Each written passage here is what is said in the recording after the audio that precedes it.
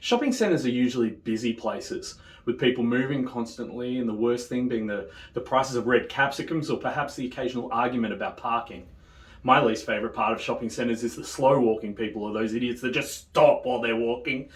And sometimes you just want to... Ugh. Anyway. On the 26th of June 2006 in Canning Vale, Western Australia, however, Livingston Marketplace Shopping Centre set the scene for one of the most grisly murders of a young person that Australia has ever seen. Let's take a stab at this.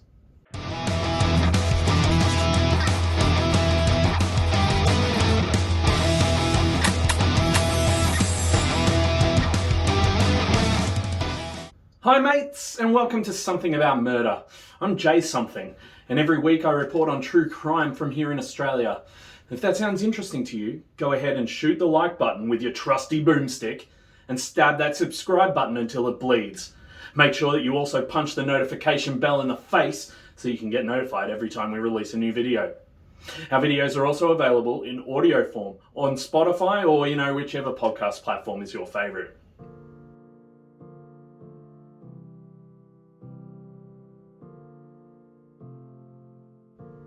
Sofia Rodriguez-Urrutia Shu was not so different from most 8-year-old girls. One of 4 children, she was a little smaller than her friends, but she was a happy little girl who loved to dance and sing, especially with her 2 best friends at Mater Christi Catholic Primary School in Yangabu. Her parents and her friends knew her as a gentle, polite and respectful child with a beautiful smile. Her father Gabriel ran the family business and was often travelling away in places like Hong Kong. Her mother, Josephine, of course had her hands full with so many children, that's for sure, but they had an amazing extended family who were always on hand to look after the kids or to take them on fun little outings, like they did on the 26th of June 2006. Livingston Marketplace is your typical suburban shopping centre. Not one of the big American-style supermalls, of course, but one of a local community shopping hub with supermarkets, clothing stores, banks and a bakery. So after school on the 26th of June 2006, Sofia, her uncle and siblings visited the Livingston Marketplace to do some quick shopping. Sofia was in an excited mood, showcasing to her uncle the Indonesian dance she had learned that day at school, chatting happily with her siblings, and talking about the normal stuff that an 8-year-old girl does. However, she soon needed the bathroom, and her uncle and siblings waited in front of the Big W store and watched the little girl travel through the big open doors that led down a corridor towards the toilets until she was out of sight. After a few minutes of waiting, Sofia's uncle thought, "Dad, Sofia's taking a while," and told her brother, "Can you go check on her and see if she's okay?" The 14-year-old said yes, of course, and walked through the big doors and down the corridor. And as he got to the entrance to the women's bathroom, he called out Sofia's name, but got no response. He repeated her name again and even walked into the men's bathroom, but Sofia wasn't there either. He heard movement in the locked disabled bathroom and knocked and called for Sofia there, only to vaguely hear a man's voice. He returned back to his siblings and his uncle and he said, "I can't find her in there."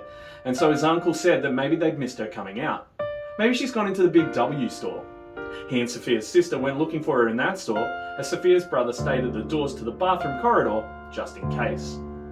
And after a few more minutes passed, Sofia's brother decided to go and check the bathrooms once more, just in case he hadn't heard Sofia. And as he walked down the corridor, a slightly overweight young man was walking out, and he and the teenager locked eyes for a moment. Sofia's brother continued down the short corridor to the bathrooms. He called out her name again as he got to the bathroom. However, this time, the door to the disabled toilet was unlocked, so Sofia's brother walked in to see if his sister was in there. Unfortunately, she was. The naked body of 8-year-old Sofia Rodriguez-Urrutia Shu was crumpled in the corner of the toilet. Her brother yelled loudly and tried to wake her, but when he got no response, he ran out of the bathroom to find that the man that he'd walked past before was nowhere to be seen. The 14-year-old teenager screamed for help, and as his uncle and sister rejoined him from the nearby store, he ran back to the bathroom to see if he could help Sofia. It was to no avail. Sofia Rodriguez-Urrutia Shu was dead. In dragging Sofia into the bathroom, her murderer had broken both her legs and dislocated her left arm. Her clothing had been removed and thrown into the bathroom bin, and her throat was so compressed from him strangling her cries that her larynx was crushed. She also had a severe perineal tear.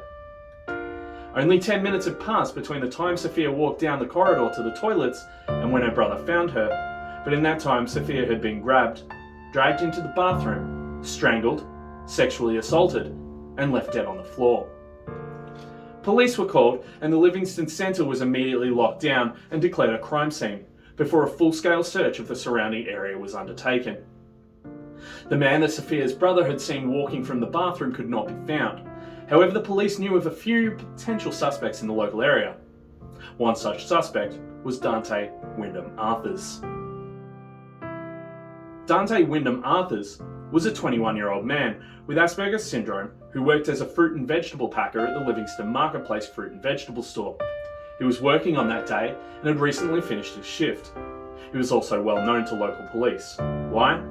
We'll get to that in a moment. At around 5 a.m. the following morning, police attended the home of Dante Arthurs, who lived with his parents a short walking distance from Livingston Marketplace. In Dante's bedroom, police found a bag with documents containing photographs of little girls, some of them with names, addresses, and directions to their houses, as well as female clothing in small sizes. Also found were gloves, handcuffs, packing tape, a rope, and a small knife. As you'd expect, Dante Arthurs was immediately arrested and charged with willful murder, 2 counts of the sexual penetration of a child, and the deprivation of liberty. During questioning, Dante Arthurs immediately related the events as they had happened. He described seeing the girl walking alone towards the toilets, and he followed her, dragging her into the disabled cubicle, which afforded some privacy. Arthurs stood 180 centimetres and weighed 90 kilos. Sofia never stood a fucking chance. Arthurs never once gave any indication of why he killed Sofia. What's more, he refused to accept responsibility, although he understood that he was the perpetrator of the crime. Not sure how that works in his head, to be honest. And this is the point where questions began to be asked of the police by the media. How'd they know so quickly that Dante Arthurs had committed the crime? And how was he known to police? It turned out that he had been accused of sexually assaulting another 8-year-old girl in the same area 3 years before he killed Sofia.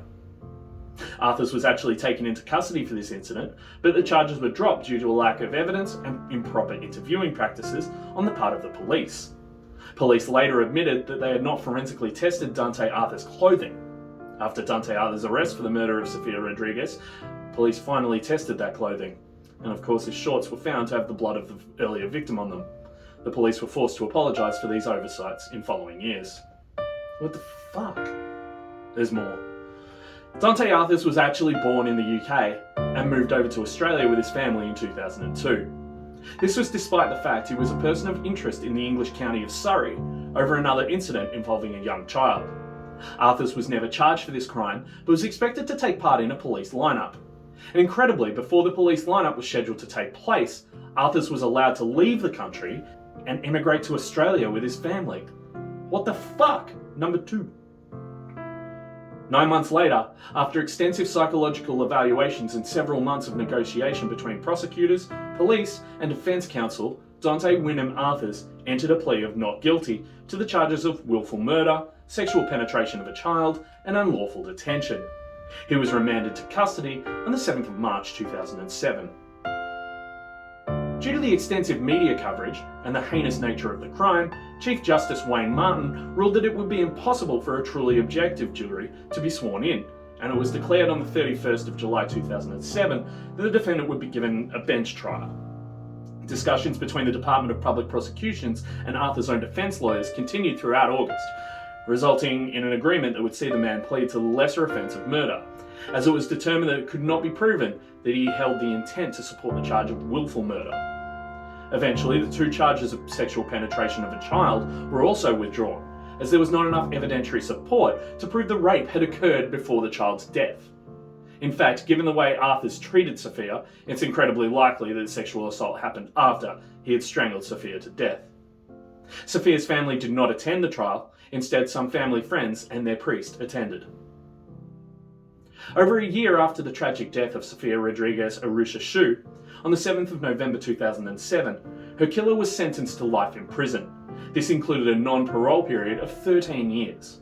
The presiding judge, Justice John McKechnie, pronounced that Dante Wyndham Arthurs' actions were so evil They shocked the public conscience and advised the defendant that even after his non-parole period elapsed, that he may never be released. His parole would fall under the discretion of the Western Australian Attorney General. 2 reviews of the killer's imprisonment have been held to date. The first in 2019 and most recently in May 2022. Many petitions have been put to the government to ensure that he is never released. At the time of recording, Dante Wyndham Arthurs is still incarcerated, the parole board having decided that he will not be able to come up for another review of his status until 2025. The reasons for this have been kept confidential, and the Western Australian Attorney General John Quigley has not offered any elaboration. A 3-yearly review is standard under law for those serving a life sentence. We can probably assume that the decision was made in the interest of public safety. Nothing good ever comes out of the death of a child, but there are some silver linings. The case of Sofia Rodriguez-Urrutia Shu made the public more aware of the threat of sexual predators in their communities. Following a long fight by her family, Western Australia eventually began an online public sex offenders register in 2012, hoping that it might stop a tragedy like this in the future. After Sofia was murdered, police were restricted in their ability to charge Arthurs with willful murder, because it could not be proved it was his intention to murder her. Willful murder, which carried a term of life imprisonment with a non-parole period of 15 years to 19 years at the time, was the highest charge that could be applied for the taking of a life. Instead, Arthurs had to be charged and convicted with the lesser offence of murder, which excluded the element of intent. This still carried a penalty of life imprisonment, however the non-parole periods were 7 years to 14 years. For what many considered as one of the most horrific crimes in Western Australia for decades, Arthurs could possibly have spent only 7 years in jail. This caused a massive public outcry at the time, and a demand was made to force a change to the laws for murder in Western Australia. Through then Attorney General Jim McGuinty, Sofia's family and their many supporters petitioned the government to have the laws changed to reflect more clearly the seriousness of crimes committed by psychos like Dante Arthurs. As a result of this campaign, the charges of willful murder and murder were repealed, and a single charge of murder was created to include more severe penalty options. Though a distinction between an intent to murder and non-intent was still included, the sentencing considerations were dramatically altered. The new legislation calls for an ability to impose a never-to-be-released clause, as well as a change in the minimum sentence that can be imposed before release on parole can be considered. Sofia's legacy now comes in the form of a chapel, named the Chapel of the Innocents at Mater Christi Catholic Primary School in Yungaburra, the school that Sofia attended. There is also a scholarship given out yearly in her name.